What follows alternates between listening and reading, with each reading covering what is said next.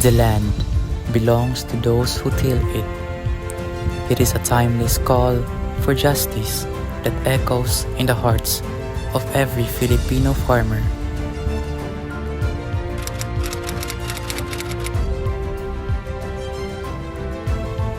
For decades, land in the Philippines was concentrated in the hands of a few, leaving farmers with little to no ownership over the fields they work on.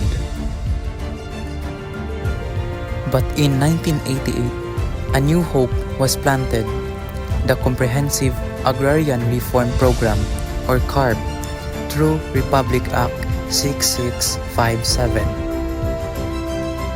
Signed into law by President Corazon C. Aquino on June 10, 1988. The Republic Act 6657 sought to redistribute agricultural lands to landless farmers and farm workers, promoting social justice and industrialization in the countryside. The program covered all agricultural lands, regardless of the crops grown, and aimed to foster land ownership to farmers for a more equitable society.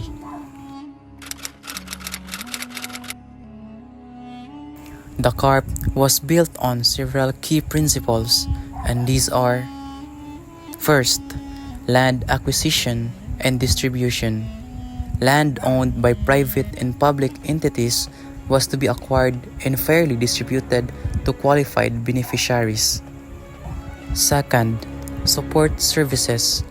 Farmers were given assistance like credit facilities, infrastructure, and training to ensure productivity.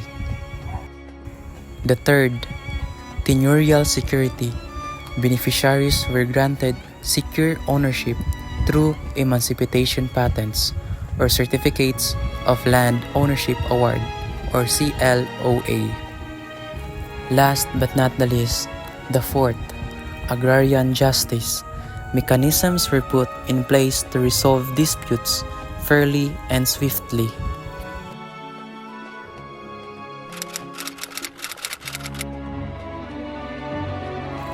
The CARP has transformed the lives of many Filipino farmers, giving them not only land but dignity and hope.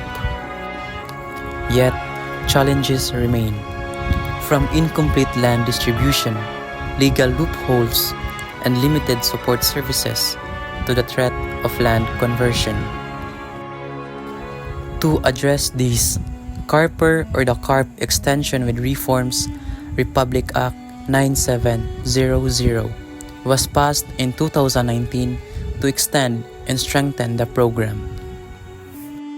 CARP is more than a policy. It is a promise that those who work the soil will reap its rewards. It reminds us that social justice is not only about laws, but about the lives they touch. True reform is not just in giving land, but in empowering those who make it bloom. As we look ahead, the real work lies not in policy alone, but in ensuring justice thrives at ground level for every farmer who tills, dreams, and rises. Will we protect the promise of agrarian reform, or let it slip into the ether? Let this reminder guide our resolve. Justice in land begins with persistence, equity, and unwavering support for those who feed us.